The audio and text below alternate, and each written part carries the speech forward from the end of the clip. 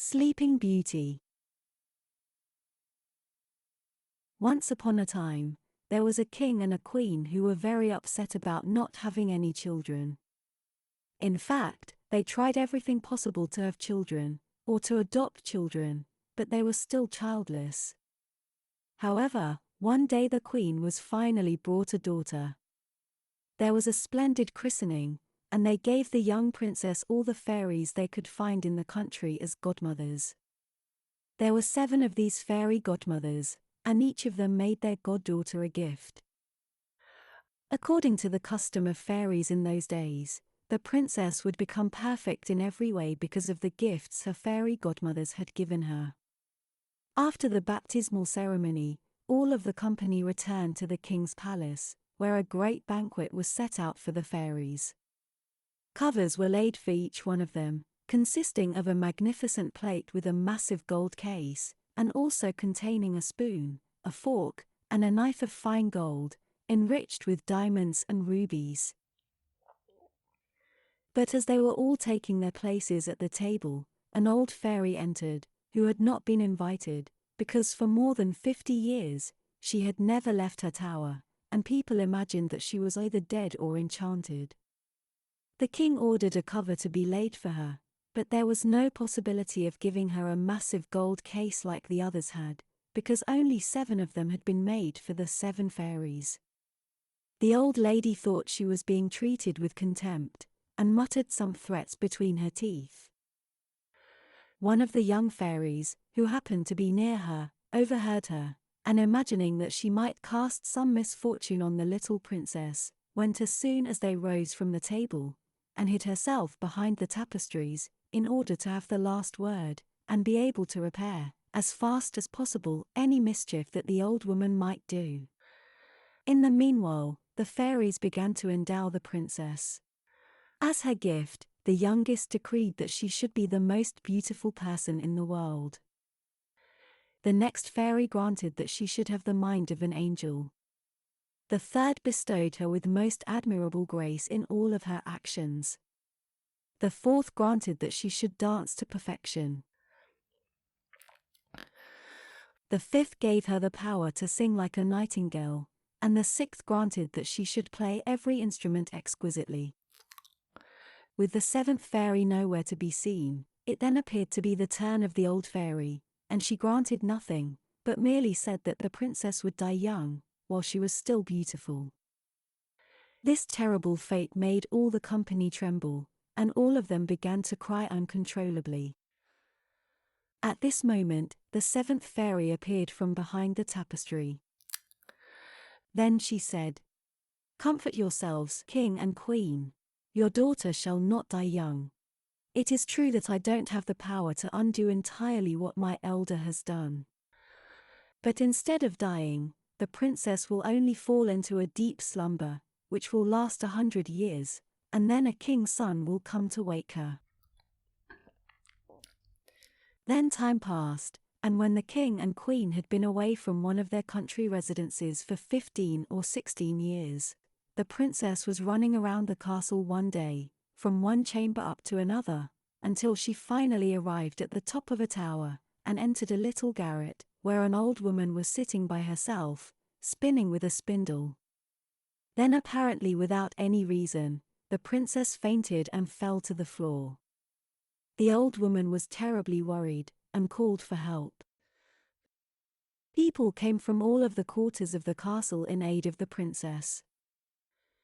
They threw water in her face, they unlaced her corset, they slapped her hands, and they rubbed her temples, but nothing they tried could awake her. Having run upstairs at the noise, the king then remembered the prediction of the fairies, and wisely concluding that this must have occurred as the fairies said it would occur, he had the princess taken to the finest apartment in the palace, and placed on a bed of gold and silver embroidery. She looked so beautiful resting there that she looked like an angel. She appeared so lovely because her swoon had not deprived her of her rich complexion. Her cheeks were still crimson, and her lips were like coral. Her eyes were closed, but they could hear her breathe softly, which showed that she was not dead. the king commanded them to let her rest until the hour arrived for her to be awakened. The good fairy who had saved her life by decreeing that she would sleep for 100 years, was in the kingdom of Mataquin, 12,000 leagues away, when the princess met with her accident. But when the fairy was informed of it, she left immediately to go to the princess, and an hour afterwards, they saw the fairy arrive in a fiery chariot, drawn by dragons. The king then came forward to help her out of the chariot. The fairy approved of all the king had done, but since she had great foresight, she knew that when the princess awoke, she would feel considerably embarrassed at finding herself all alone in the old castle.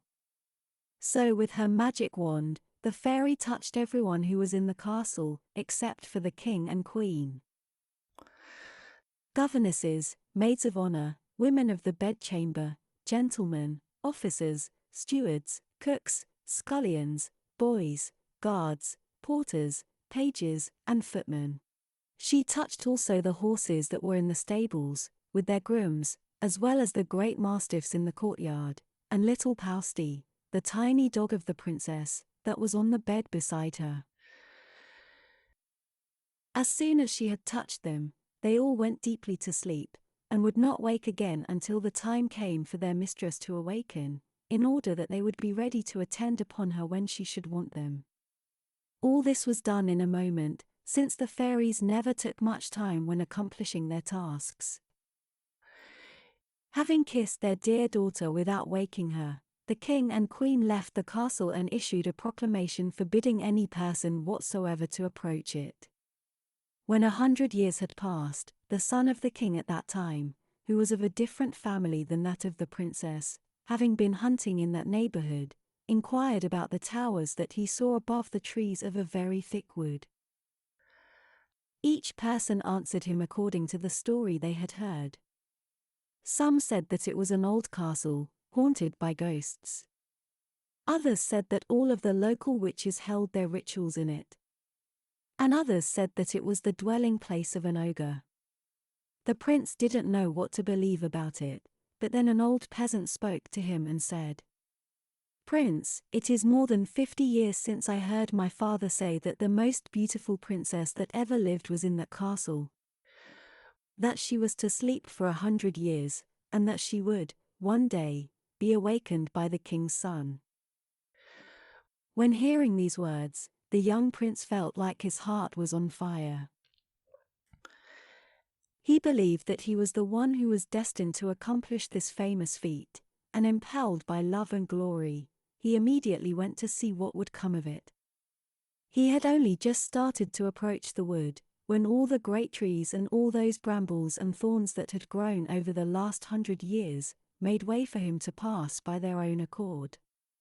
He walked towards the castle, which he saw at the end of a long avenue that he had entered, and what rather surprised him was that he found none of his people had been able to follow him, because the trees had closed up again as soon as he had passed. Nevertheless, he continued to advance, because a young and amorous prince is always courageous. He entered a large forecourt, where everything he saw froze his blood with terror. A frightful silence reigned, and death seemed to be present everywhere. Nothing was to be seen but the bodies of men and animals, apparently lifeless. However, he soon discovered by the shining noses and red faces of the porters, that they were only asleep, and the residue of wine in their goblets proved that they had dozed off whilst drinking. He passed through a large courtyard paved with marble. He ascended the staircase, and he entered the guardroom, where the guards stood in line, snoring the loudest. Then he went through several apartments, with ladies and gentlemen all asleep, some standing and others seated. Finally, he entered a chamber covered with gold, and on the bed, he saw the loveliest sight that he had ever seen, a princess who seemed to be about 15 or 16, the luster of whose charms gave her an appearance that was luminous and supernatural. He approached, trembling and admiring her, and knelt down beside her. At that moment, the enchantment ended, and the princess awoke, and gazing upon the prince with much tenderness, she said, "I have been waiting for you a very long time." The prince was delighted at these words, and overjoyed by the princess's tenderness to him, and he didn't know how to express his joy and gratitude to her. The princess had had time enough to consider what she would say to him, because there is reason to believe that during her long nap, the good fairy had given her the pleasure of very agreeable dreams. So they talked for hours, without having said half of what they wanted to say to each other. The prince was not very eloquent, but he expressed a great deal of love, and he assured her he would love her forever, truly and deeply. Cinderella. Once upon a time, there was a gentleman who had a second wife, who was the haughtiest and proudest woman that had ever been seen on the earth. She had 2 daughters of the same temperament, and who resembled her in everything. From his previous marriage, the husband had a daughter whose gentleness and goodness were unexcelled. She had inherited these traits from her mother, who was the best and kindest creature in the whole world. The wedding was hardly over before the stepmother began to treat her stepdaughter cruelly. She said that she couldn't stand her stepdaughter, whose good qualities made her own daughters appear even more detestable. She made her stepdaughter do all of the dirty work around the house. So she cleaned the plates and the stairs, and scrubbed the chambers of her stepmother and those of her daughters. She slept at the top of the house, in a loft, on a wretched straw mattress, while her sisters occupied beautiful well-appointed rooms, which had the most fashionable beds, and mirrors, in which they could see themselves from head to toe. The poor girl bore everything with patience, and didn't dare complain to her father, who would only have scolded her, since his wife governed him entirely. When she had done her work, she went to sit alone in the chimney corner amongst the cinders, which earned her the nickname Cinderella. But even though Cinderella was in shabby clothes, she still looked 1,000 times prettier than her sisters, even when they were wearing their magnificent dresses. It then happened that the king's son gave a ball, and invited everyone in the area to it, regardless of their social status. The stepmother's 2 young ladies were included in the invitation, because they were well known in the neighborhood. They were delighted about having been invited, and got busy choosing the most becoming gowns and headdresses. This was a new insult for Cinderella, because she had to iron her sisters' linens and set their ruffles. The sisters talked about nothing else but the ball, apart from the style of their dresses. The oldest was going to wear a red velvet dress with English point lace trimmings, while the youngest was going to wear a white gown that was adorned with gold, and a necklace of diamonds. They sent for a good milliner to make headdresses for them, and called Cinderella to give them her opinion, because she had excellent taste. Cinderella gave them the best advice in the world, and even offered to dress their heads for them, which they were very willing for her to do. And whilst she was doing it, they began to mock her, and said to her, "Cinderella, you should go to the ball." But Cinderella was good-natured, and gave them no retort. Finally, the sisters left the house to go to the king's palace. Cinderella followed them with her eyes as long as she could, and when they were out of sight, she began to cry. Her fairy godmother, who saw her in tears, inquired what was troubling her. And Cinderella replied that she wanted to go to the ball too. So her fairy godmother led her into her chamber, and said to her, "Go into the garden and bring me a pumpkin." Cinderella went to the garden immediately, and gathered the finest pumpkin she could find and brought it to her godmother, unable to guess how the pumpkin could enable her to go to the ball. Her fairy godmother scooped it out, and struck it with her wand, and the pumpkin was immediately changed into a beautiful golden carriage. She then found 6 mice, which she gave a tap with her wand, and the mice transformed into fine horses, thereby producing a handsome team of 6 horses of a beautiful dappled color. Next, the fairy waved her wand magnificently in the air, and a fat coachman appeared, who had a fine beard and moustache. Then the fairy godmother touched Cinderella with her wand, and in the same instant, her dress was changed to a gown of gold and silver, covered with jewels. And she also gave her a pair of glass slippers, which were the prettiest in the world. When Cinderella was dressed, she got into the coach. But her godmother advised her, above all things, not to stay out past midnight, warning her that if she remained at the ball 1 minute longer, her coach would again become a pumpkin, and her horses would turn to mice. She promised her godmother that she would leave the ball before midnight, and departed, out of her senses with joy. The king's son was then informed that a grand princess had arrived, and he ran to receive her. He helped her out of the coach and led her into the hall where the company was assembled. There was immediately a dead silence. Everyone stopped dancing, because everyone was contemplating the beautiful princess. Nothing was heard but a low murmur, and the prince couldn't take his eyes off her, and he told the queen that it had been a long time since he had seen such a beautiful young woman. The king's son then took her to the most honorable seat, and finally led her out to dance. She danced with so much grace that everyone there admired her. Then they were served a great supper, but the prince couldn't eat a morsel, because he was so absorbed in contemplation of her. She was seated herself beside her sisters, and showed them 1,000 civilities, and they were very surprised, because she seemed to be a perfect stranger to them.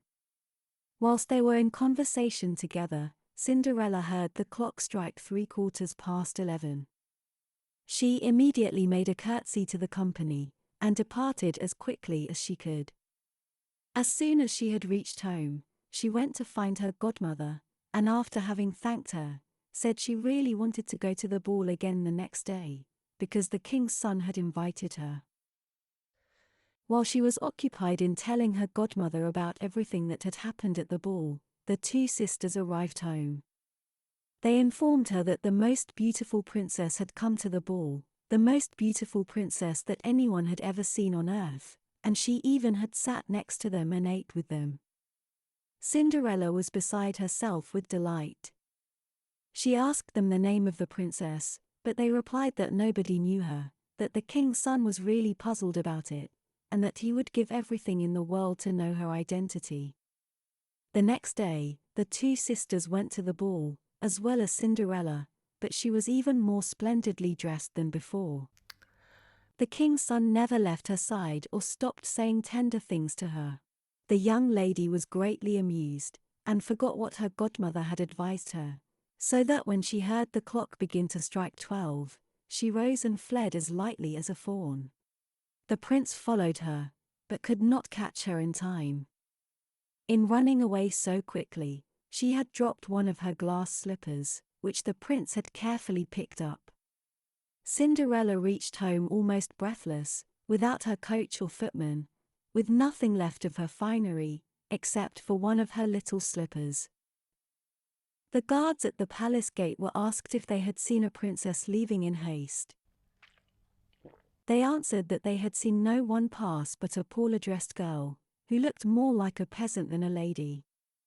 When the two sisters returned from the ball, Cinderella asked them if they had had as much fun as before, and if the beautiful lady had been present.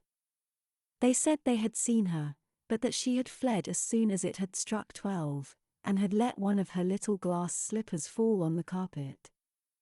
Then the king's son had picked it up, and had done nothing but gaze upon it during the remainder of the evening, leaving everyone to know, undoubtedly, that he was very much in love with the beautiful princess. Cinderella realized that what they had said was true, because a few days later, the king's son proclaimed that he would marry the woman whose foot would exactly fit the slipper. Then everyone began to try it on her own foot. The princesses, then the duchesses, and so on, throughout all the court, but in vain. The slipper was then taken to the two sisters, who did their utmost to force one of their feet into it, but without success. Cinderella had witnessed their efforts and recognized the slipper, and had asked if she could try it.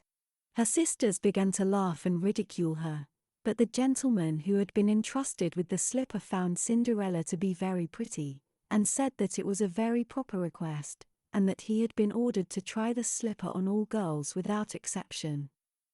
He made Cinderella sit down, and putting the slipper to her little foot, he saw it go on easily and fit like wax.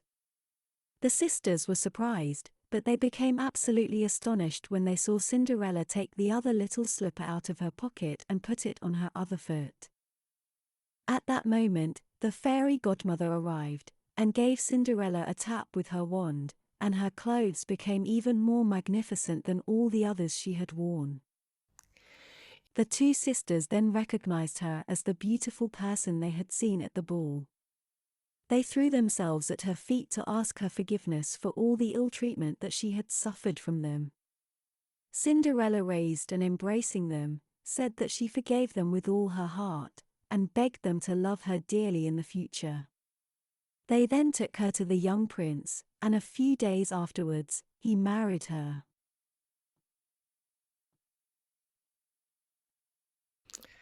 Puss in Boots.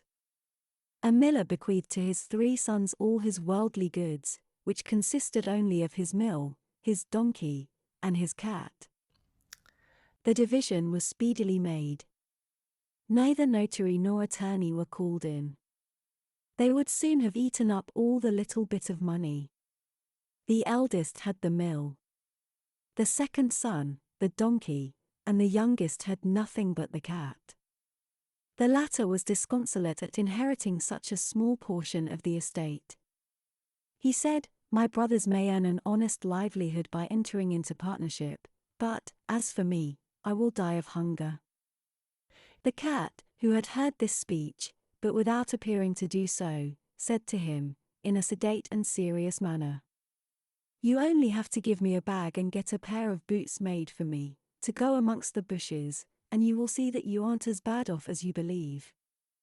Though the cat's owner did not place much confidence in this assertion, he had seen him play such cunning tricks in catching mice, when he would hang himself up by the heels, or lie in the flour as if he were dead. So he was not altogether hopeless of being assisted by him in his distress.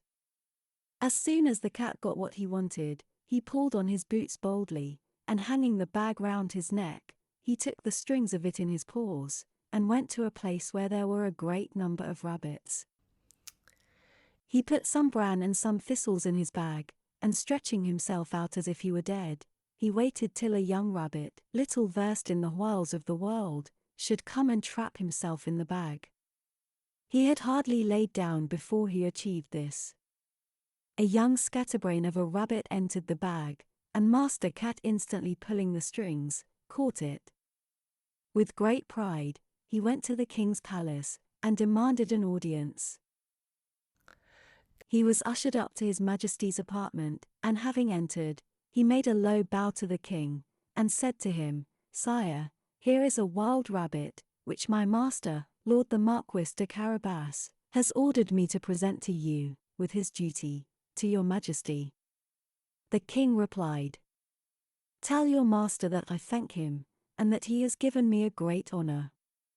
Another day he went and hid himself in the wheat, holding the mouth of his bag open, and when some partridges entered it, he pulled the strings, and took them away. He went immediately and presented them to the king, in the same way that he had the wild rabbit. The king received them with the same gratification as before, and they all drank to his health.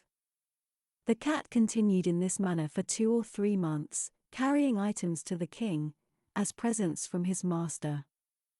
One day, when he knew that the king was going to drive on the banks of the river with his daughter, the most beautiful princess in the world, he said to his owner, "If you will follow my advice, your future will be secure. You only have to go and bathe in a part of the river that I will point out to you, and let me do the rest." The Marquis de Carabas did as his cat advised him, without knowing what good would come of it. While he was bathing, the king passed by, and the cat began to shout with all his might, "Help! My lord the Marquis de Carabas is drowning." At this cry, the king looked out of the coach window, and recognizing the cat who had so often brought game to him, ordered his guards to fly to the help of the Lord the Marquis de Carabas. Whilst they were getting the poor Marquis out of the river, the cat approached the royal coach, and told the king that during the time his master was bathing, some robbers had come and carried off his clothes, although he had called out for help very loudly. But the rogue had hidden them himself under a great stone. The king immediately ordered the officers of his wardrobe to go and fetch one of his handsomest suits for the Lord the Marquis de Carabas. The king embraced him 1,000 times, and as the fine clothes they dressed him in set off his good looks, the king's daughter found him much to her taste. And the Marquis de Carabas had no sooner cast upon her 2 or 3 respectful and rather tender glances, than she fell desperately in love with him. The king insisted upon his getting into the coach, and accompanying them in their drive. The cat, enchanted to see that his scheme began to succeed, ran on before, and having met with some peasants who were mowing a meadow, said to them, "Good people, if you do not tell the king that the meadow you are mowing belongs to my lord the Marquis de Carabas, you shall be punished severely." The king then asked the mowers whose meadow it was they were mowing. "It belongs to the lord the Marquis de Carabas," said they all together, for the cat's threat had frightened them. The Marquis replied, "Sir, you should know that it is a meadow which yields an abundant crop every year." The cat, who was ahead of the rest of the party, came up to some reapers, and said to them, "You, good people, if you do not say that all this corn belongs to my lord the Marquis de Carabas, you shall be punished severely." The king then passed by a minute afterwards, and wished to know to whom all those cornfields belonged. "To my lord the Marquis de Carabas," repeated the reapers. And the king again wished the Marquis enjoyment of his property. The cat, who ran before the coach, uttered the same threat to all he met with, and the king was astonished at the great wealth of my lord the Marquis de Carabas. Master Cat at length arrived at a fine chateau, the owner of which was an ogre, the richest that was ever known, for all the lands through which the king had driven were held of the lord of this chateau.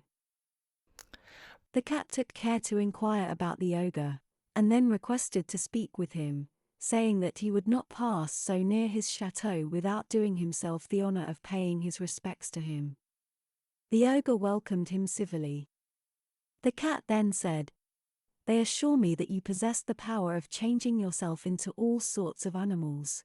That you could transform yourself into a lion, or an elephant." The ogre replied, "It's true, and to prove it to you, you shall see me become a lion." The cat was so frightened at seeing a lion before him, that he immediately scampered up into the gutter, but not without great trouble, because his boots were not fit to walk on the tiles. A short time afterwards, the cat, having realized that the ogre had resumed his previous form, came down, and admitted that he had been terribly frightened. The cat said, "They have assured me, but I cannot believe that you have the power to assume the form of the smallest animal. For instance, to change yourself into a mouse. I think that would be utterly impossible." The ogre replied, "You shall see," and immediately changed himself into a mouse, and began to run about the floor. The cat had no sooner caught sight of it, than he pounced upon it, and began to play with it. In the meantime, the king, who saw the fine chateau of the ogre from the road, wanted to enter it. The cat, who heard the noise of the coach rolling over the drawbridge, ran to meet it, and said to the king, "Your Majesty is welcome to the chateau of my lord the Marquis de Carabas." The king exclaimed, "Nothing can be finer than this courtyard, and all these buildings that surround it. Please allow us to enter." The king then entered a grand hall, where they found a magnificent buffet, which the ogre had ordered to be prepared for some friends who were supposed to visit him that very day, but who did not presume to enter when they found out that the king was there. The king, as much enchanted by the accomplishments of the lord the Marquis de Carabas as his daughter, who doted upon him, and seeing the great wealth he possessed, said to him, after having drunk 5 or 6 glasses of mead, "My Lord Marquis, it is entirely your decision if you would like to become my son-in-law." The Marquis, after making several profound bows, accepted the honor the king had offered him, and on the same day was united to the princess. The cat became a great lord, and never again ran after mice, except for his own amusement. Little Thumbling. Once upon a time, there was a woodcutter and his wife, who had 7 children, all of them boys. The eldest was only 10 years old, and the youngest only 7. People were amazed that the woodcutter had had so many children in such a short time, but the fact is, that his wife not only had them very fast, but had a set of twins and a set of triplets. They were very poor, and they were anxious about their children. None of the boys was old enough to earn money to help contribute to the household. But what worried them even more was that the youngest was very delicate, and seldom spoke to them or others, which they considered a proof of a lack of intelligence, instead of having the good sense to know when to remain silent. He was very small, and when first born, scarcely bigger than a thumb, so they gave him the nickname Little Thumbling. This poor child was the scapegoat of the house, and was blamed for everything that happened. Nevertheless, he was the most intelligent and most sensible of all his brothers, and although he spoke little, he listened a great deal. There was a very bad harvest, and the famine became so severe, that these poor parents decided to have their children adopted by another family.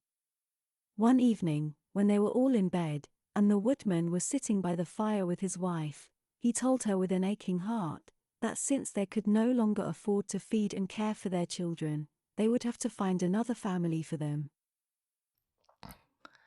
The woodcutter's wife then said that it would be impossible for her to lose their children. Her husband told her again about their great poverty, but she was still against his plan. After all, she said that they were poor, but they were still their parents.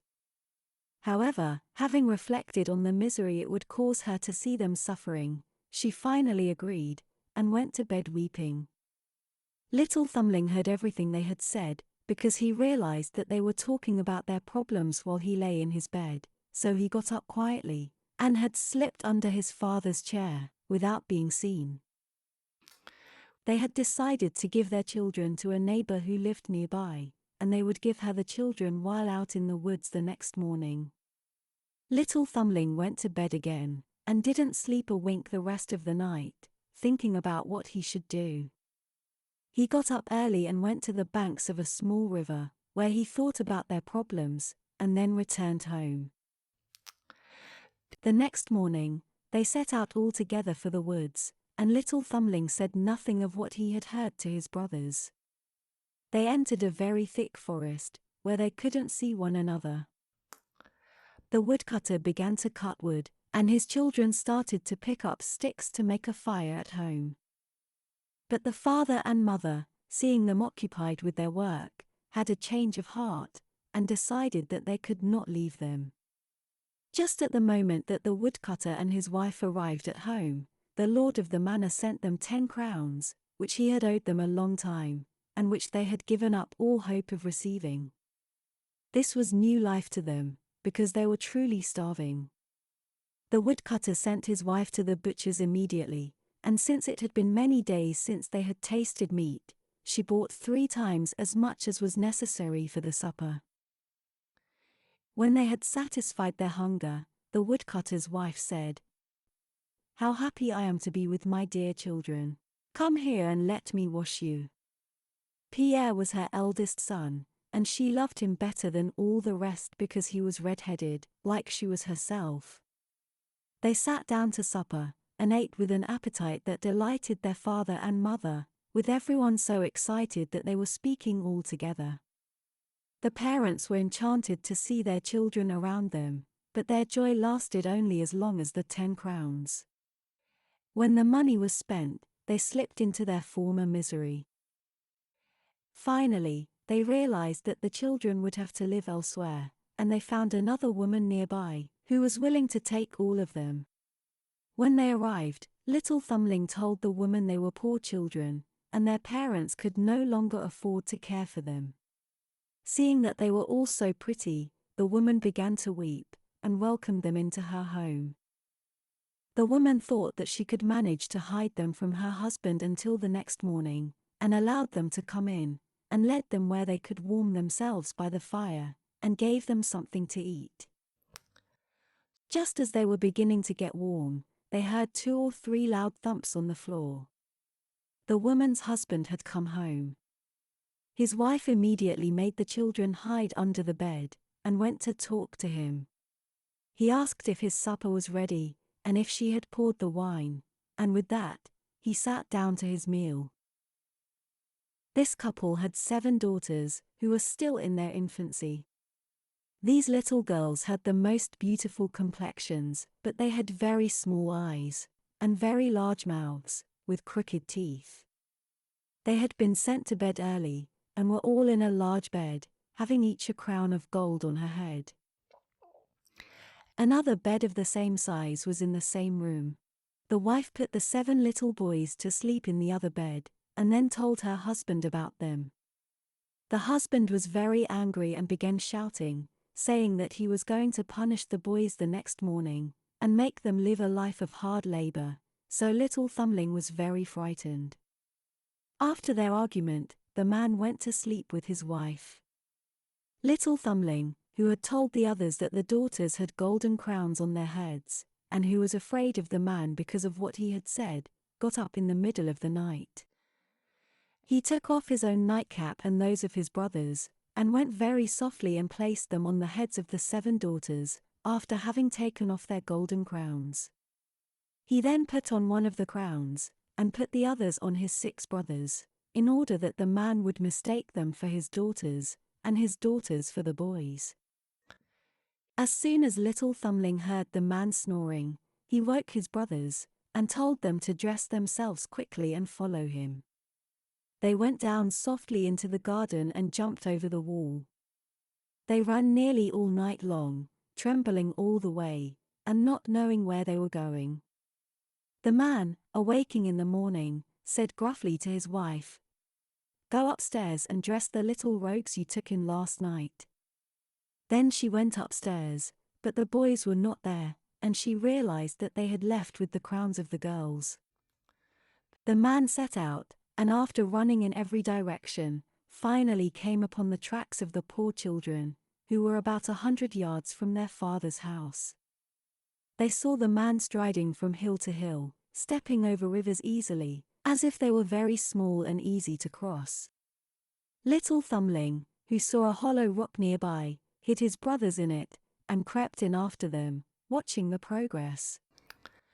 The man, feeling very tired from his long journey, decided to rest, and by chance sat down on the very rock in which the little boys had concealed themselves.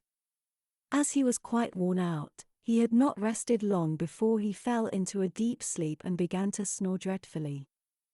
Little Thumbling was not alarmed, and told his brothers to run quickly into the house while the man was sleeping, and not to be scared. They followed his advice, and reached home quickly. Having approached the man, Thumbling gently pulled off his boots, and put them on himself. The boots were very large and very long, but because they were fairy boots, they possessed the quality of increasing or decreasing in size according to the leg of the person who wore them, so that they fitted him perfectly, like they had been made for him. Little Thumbling went straight to the man's house, where he found his wife weeping. He told her that her husband was in great danger, because he had been taken by a band of robbers, who said they would kill him if he didn't give them all his gold and silver. He said, "They told me to come and tell you about the situation, and asked that you give me all his ready cash, without keeping any of it back, or otherwise they will kill him." As time was pressing, he insisted that I take his boots, which you see I am wearing, so that I could come here quickly, and also so that you might be sure I am not fooling you. The woman was very much alarmed, and immediately gave little Thumbling all the money she could find, because, after all, the man was still her husband, in spite of his many faults. Little Thumbling, thus laden with all the wealth of the household, ran back to his father's house, where he was received with great joy.